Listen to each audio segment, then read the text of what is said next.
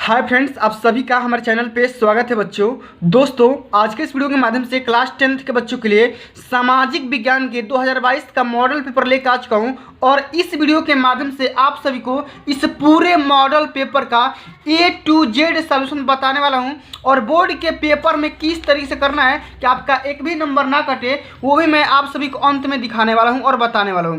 तो वीडियो बहुत ज़्यादा मोस्ट इंपॉर्टेंट है, वीडियो को ध्यान से देखना, वीडियो को एंड तक देखना, वीडियो को लाइक कर देना। चैनल पे पहली बार जुड़ चुके हैं तो चैनल को सब्सक्राइब करके साथ में सारे बेल आइकन प्रेस करना, क्योंकि इस चैनल के माध्यम से जितने भी प्री बोर्ड पेपर हैं, ओरिजिनल पेपर हैं या जितने भी टाइप्स के मॉडल पेपर हैं, आप सभी को इस चैनल के माध्यम से पूरा का पूरा तैयारी करवाया जाता है और बोर्ड के पेपर में किस तरीके से 90% स्कोर किया जाएगा वो भी आप सभी को इस चैनल के माध्यम से कॉन्फिडेंस दिलाया जाता है। तो वीडियो क्या करना है, वीडियो को शुरू से एंड तक देखना है, वीडियो को लाइक कर देना है।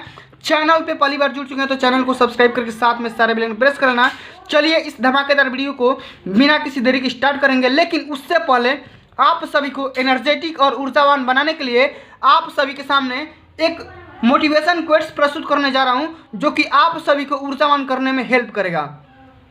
मोटिवेशन कोट्स इस प्रकार है कि ना संघर्ष ना तकलीफ, क्या खाक मजा है जीने में। ना संघर्ष ना तकलीफ, क्या खाक मजा है जीने में। बड़े बड़े तूफान थम जाते हैं जब आग लगी हो सीने में। जब आग लगी हो सीने में, तो अगर आप सभी कोई बड़ा काम करने के लिए सोच रहे हो तो उस काम के हिसाब से आप सभी को तकलीफ और संघर्ष करना पड़ेगा और झेलना पड़ेगा। आइए समझते हैं कि बोर्ड के पेपर में इस पूरे सामाजिक विज्ञान के पेपर को किस तरीके से हल करोगे कि आपका एक भी नंबर ना कटे और बोर्ड के पेपर में आसानी से 90% स्कोर कर सको। आइए सबसे पहले हम यहाँ पे समझ सकते हैं कि जो भी आपका टाइमिंग दिया रहेगा, आपका यहाँ पे 3 घंटा 15 मिनट का टाइमिंग दिया रहेगा और इसमें जो आपका 15 मिनट मिलेगा प्रारंभ के प्रश्न पत्र पढ़ने का, 3 घंटा पूरे पेपर को हल करने का। और सभी लोग जानते हो कि आपका जो पूर्णांक होगा 70 नंबर का इस बार पूछेगा। और अब की बार जो पेपर का पैटर्न होगा थोड़ा सा चेंज हुआ है। चेंज इस प्रकार से हुआ है कि आप सभी को टोटल 20 MCQ पहले हल करना है, वो भी OMR सीट पे। तो कैसे करना है वो भी मैं आप सभी को बता दूंगा, कोई दिक्कत की बात नहीं है, तकलीफ की बात नहीं है। आओ सबसे पहले इस पूरे मॉडल पेपर का सलूशन देख लो कि कैसे पूछेगा। तो सबसे पहला जो खंड क है, ये बहुविकल्पी क्वेश्चन है। इसमें 6-7 बहुविकल्पी क्वेश्चन है, इसको ध्यान से समझो किस तरीके से बोर्ड के पेपर में करोगे अपने आंसर शीट में। बोल रहा है कि निम्नलिखित प्रत्येक प्रश्न के लिए दिए गए 4 विकल्पों में से सही उत्तर चुनकर अपनी उत्तर पुस्तिका में लिखिए। 4 ऑप्शन दिए गए हैं, एक क्वेश्चन है और इसको आंसर शीट में कैसे करना है वो भी मैं आप सभी को बताने वाला हूं। तो बेल्जियम मॉडल की प्रमुख विशेषता क्या है, इसके बारे में लिखना है। ऑप्शन है कि सत्ता में सभी जाति समूहों की साझेदारी, सत्ता में कुछ गिने चुने लोगों की साझेदारी, सत्ता में सभी धर्म के लोगों की साझेदारी, या उपरोक्त में से कोई नहीं।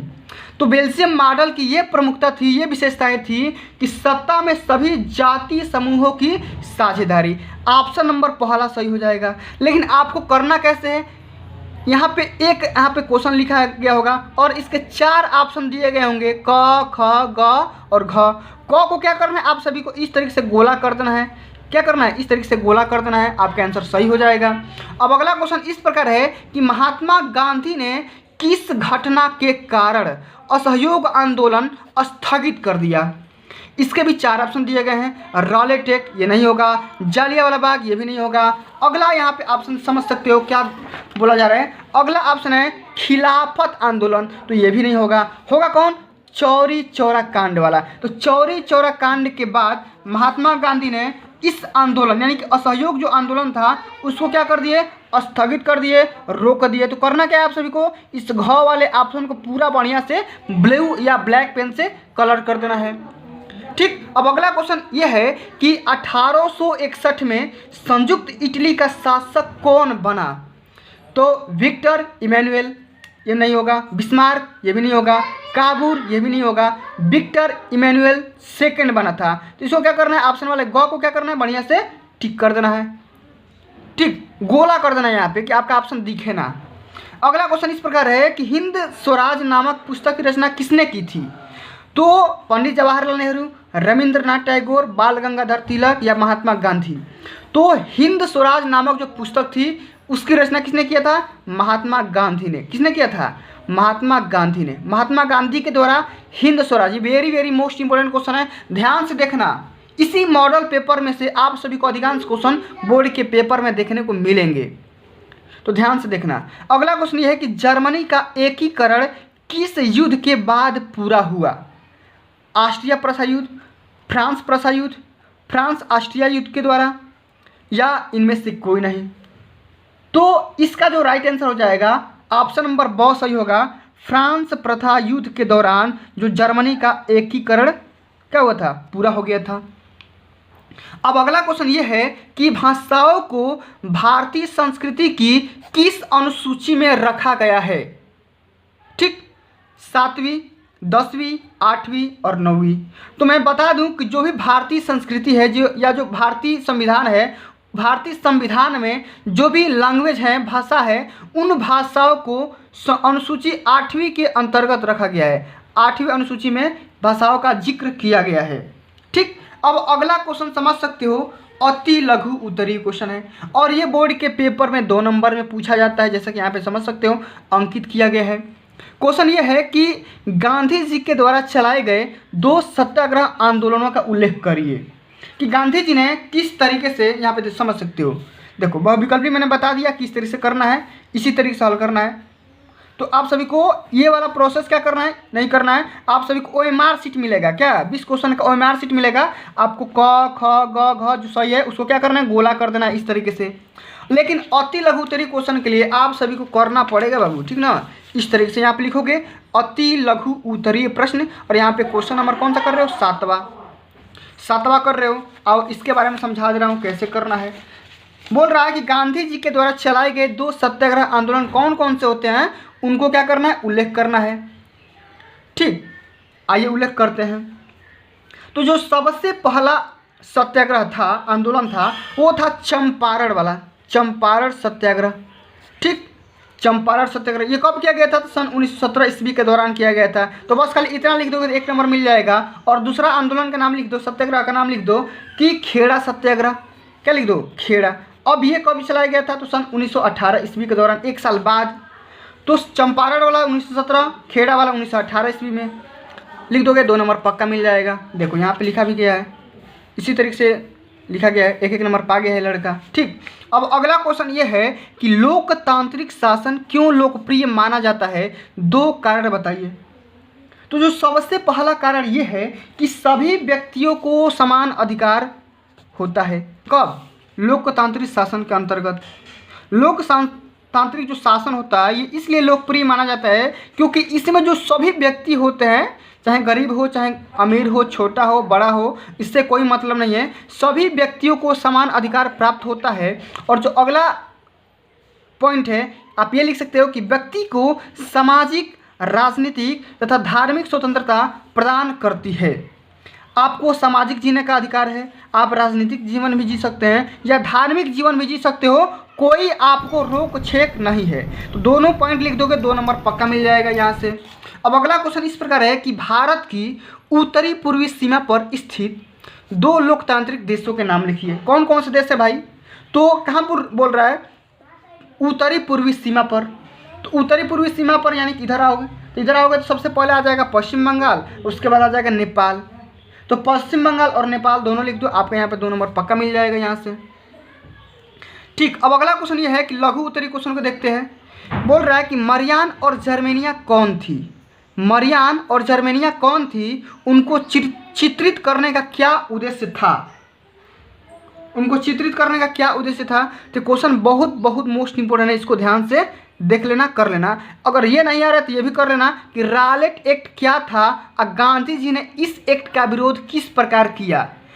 तो इसमें इस आंसर शीट में रॉलेट एक्ट वाला किया गया है। तो लिखेंगे कैसे? प्रश्नोत्तर संख्या 10वां, और यहाँ पे लिख दोगे अथवा, और यहाँ पे हेडिंग लगा के बढ़िया से ब्लैक पेन से लिख दोगे या स्केच से कि रॉलेट एक्ट। अब समझते हैं कि रॉलेट एक्ट क्या होता है। तो सन 1919 ईस्वी में पारित ऐसा कानून होता है जिसमें भारतीयों पर किसी तरह के मुकदमे चलाए बिना शंका के या संदेह के आधार पर गिरफ्तार किया जा सकता था और उनको काले पानी की सज़ा भी इसी एक्ट के दौरान दिया जा सकता था। समझ गए कि नहीं। और गांधी जी ने इसका भरपूर विरोध किया और विरोध सफल भी रहा। चलिए अगला क्वेश्चन ये है कि वर्तमान लोकतांत्रिक व्यवस्था की 3 चुनौतियों का उल्लेख करिए, या ये भी लिख सकते हो कि लोकतंत्र में उत्तरदायी शासन एवं पारदर्शिता आवश्यक है, इसके पक्ष में अपना मत स्पष्ट करिए। तो बहुत ही आसान सा क्वेश्चन है, ठीक ना, इसमें कोई दिक्कत की बात नहीं है।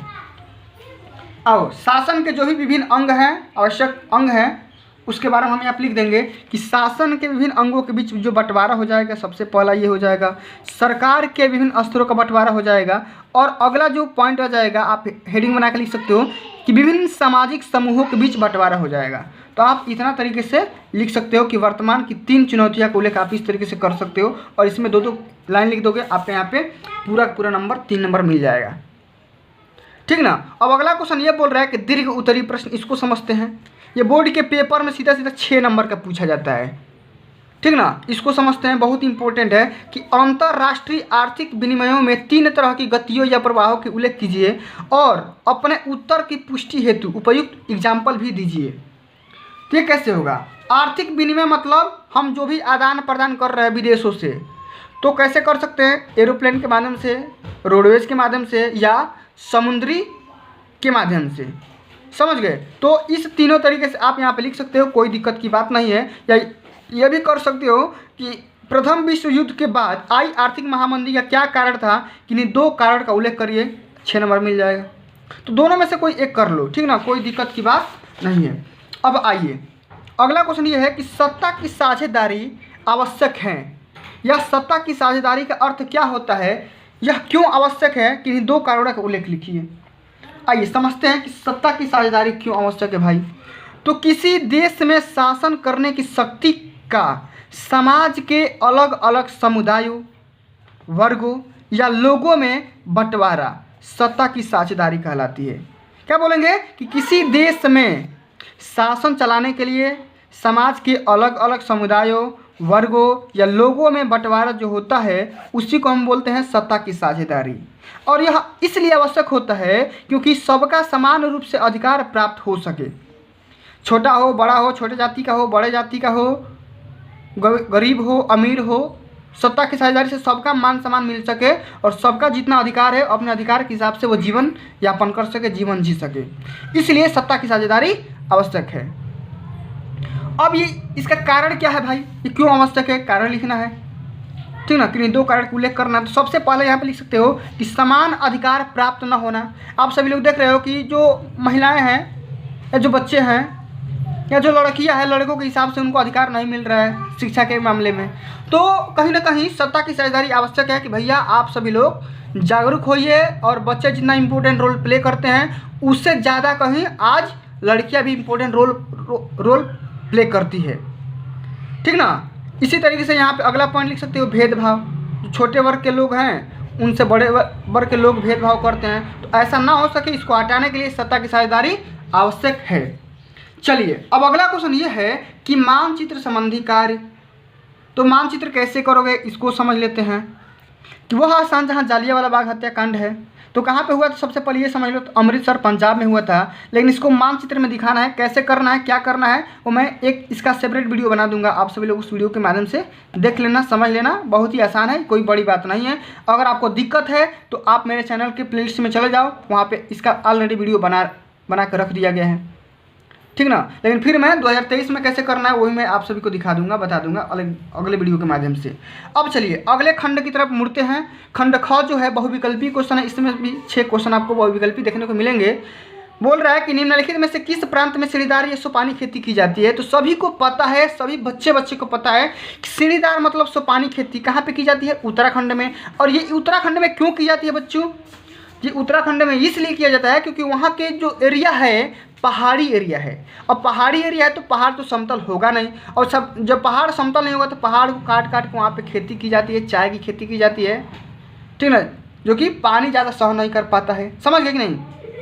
अब अगला क्वेश्चन ये है कि निम्न में से कौन सी रबी की फसल है। तो रबी की फसल कौन है भाई? दाल, मोटे अनाज, कपास, चना। तो इसका राइट आंसर क्या हो जाएगा? चना वाला ऑप्शन सही हो जाएगा। करना कैसे है? इस तरीके से। लेकिन आप सभी को 2023 के बोर्ड पेपर में आप सभी को यहाँ पे क्या मिलेगा? OMR शीट मिलेगा। जब OMR शीट मिलेगा तो करना क्या है? आप सभी गो वाले ऑप्शन को पूरा बढ़िया से रंग देना है, कलर कर देना है, ठीक ना। अगला क्वेश्चन ये है कि झारखंड में स्थित कोडरम निम्नलिखित में से किस खनिज का अग्रणी उत्पादक है? बॉक्साइट का, अभ्रक का, लौह का, तांबा का। तो इसका राइट आंसर क्या हो जाएगा? अभ्रक वाला ऑप्शन सही हो जाएगा। समझ रहे हैं कि ना? तो समझ रहे हैं तो वीडियो को एक बार लाइक ठोक दो और शेयर भी कर दो, क्योंकि बहुत ही ज़्यादा मेहनत लगता है भाई। सही बता रहे हैं। मॉडल पेपर जाना दुकान पे से निकलवाना, लेके आना, वीडियो बनाना, अपलोड करना, एडिट करना, आप लोग शेयर नहीं करते हो ना लाइक करते हो। गजब हो यार तुम लोग। चलो समझते हैं। इनमें से किस राज्य में काली मृदा मुख्य रूप से पाई जाती है? काली मृदा मतलब काली मिट्टी, समझ गए नहीं? काली मिट्टी कहाँ पाई जाती है? महाराष्ट्र में नहीं पाई जाती है। सॉरी, महाराष्ट्र में तो पाई जाती है, गुजरात में नहीं पाई जाती है, राजस्थान में ना, झारखंड में भी नहीं पाई जाती है। कहाँ पाई जाती है? तो ये पाई जाती है महाराष्ट्र, यानी कि कहाँ पे है? महाराष्ट्र, मुंबई में है। कहाँ पे है? मुंबई में है। चलिए अगला क्वेश्चन ये है कि मानव विकास सूचकांक यानी कि ह्यूमन डेवलपमेंट इंडेक्स, HDI के फुल फॉर्म क्या होगा? Human development index. तो HDI में भारत का स्थान कौन सा है? इसके बारे में बताना है। 120वां है कि 130वां है, 180वां है कि 190 स्थान पे है? तो HDI में जो इंडिया का प्लेस है वो आपका कौन सा है? 130वां नंबर पे है। कौन सा नंबर पे? 130वां नंबर पे। अब अगला क्वेश्चन ये है कि भारत आय की दृष्टि से कैसा देश है, कैसा राष्ट्र है? उच्च आय वाला वर्ग ना होना, मध्यम आय वाला वर्ग यही सही हो जाएगा, निम्न आय वाला वर्ग ना, इनमें से कोई नहीं।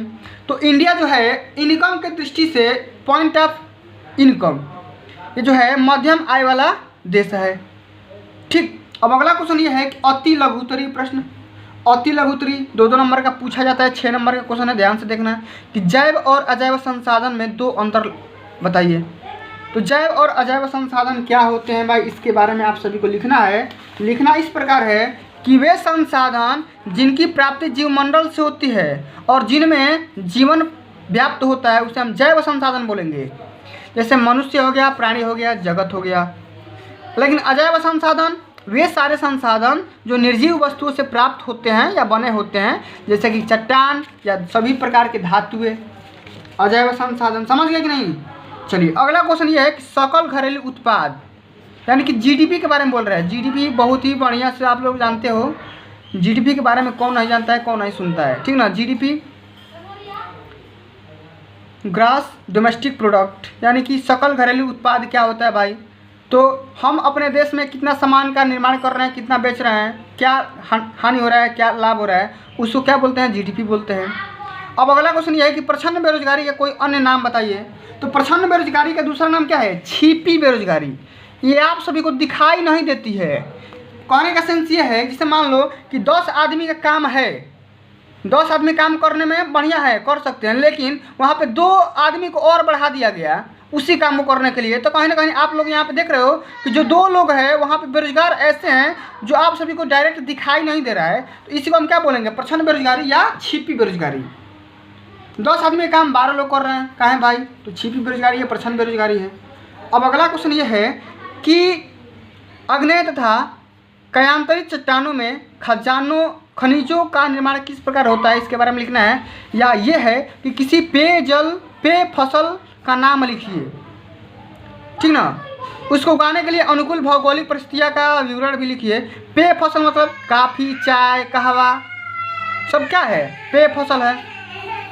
तो इसके बारे में इसका नाम लिखना है, एक कहीं का लिखना है, और इसको कैसे कैसे उगा सकते हैं इसके बारे में लिखना है। कि ये सब जो भी पेय फसल होते हैं कहाँ पे होते हैं? पहाड़ी इलाकों में होते हैं, जैसे उत्तराखंड में सोपानी खेती के माध्यम से, सीढ़ीदार खेती के माध्यम से होता है। पूरा बढ़िया से छाप के लिख देना है, 3 नंबर मिल जाएगा। अब अगला क्वेश्चन ये है कि भारतीय अर्थव्यवस्था के विभिन्न क्षेत्रकों के नाम लिखिए तथा प्रत्येक व संक्षिप्त का वर्णन भी करिए, परिचय भी लिखिए।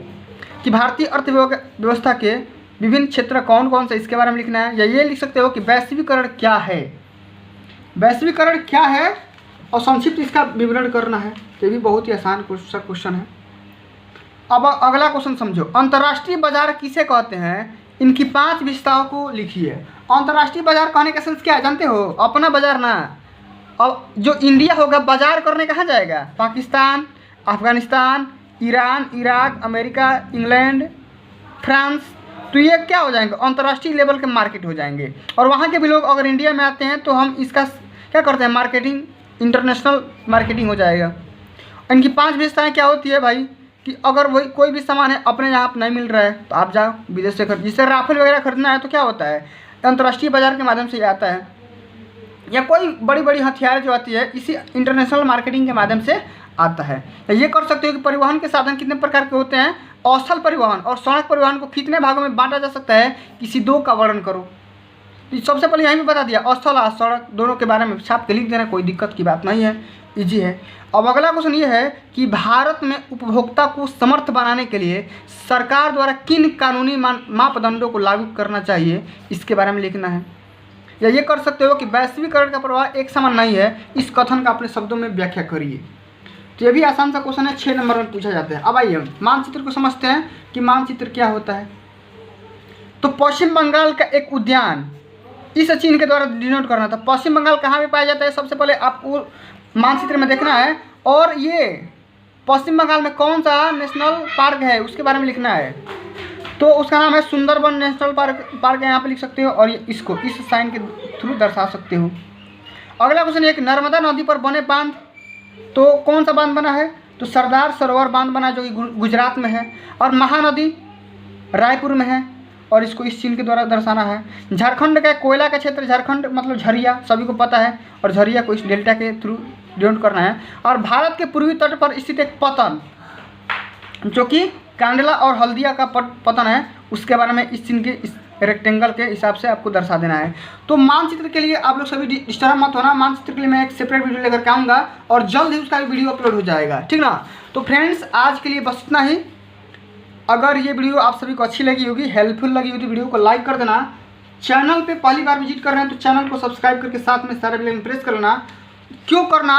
क्योंकि इस चैनल के माध्यम से देख सकते हो पूरे यहाँ पे देखो, अगली वीडियो के माध्यम से गणित का सॉल्व कराऊंगा, फिर यहाँ पे देखो संस्कृत का, और यहाँ पे देखो ये देखो साइंस का, विज्ञान का, देख रहे हो ना, सारा का सारा A to Z मॉडल पर करवा दूंगा कि बोर्ड में आप धाई मारोगे क्या 90%। कैसे 90% स्कोर कर सकते हैं, पूरा बढ़िया से स्कोर कर लोगे, कोई दिक्कत की बात नहीं है। तो वीडियो को लाइक कर देना, चैनल पर आए तो चैनल को सब्सक्राइब कर देना। मिलते हैं अगली वीडियो में, तब तक के लिए जय हिंद, जय भारत, वंदे मातरम।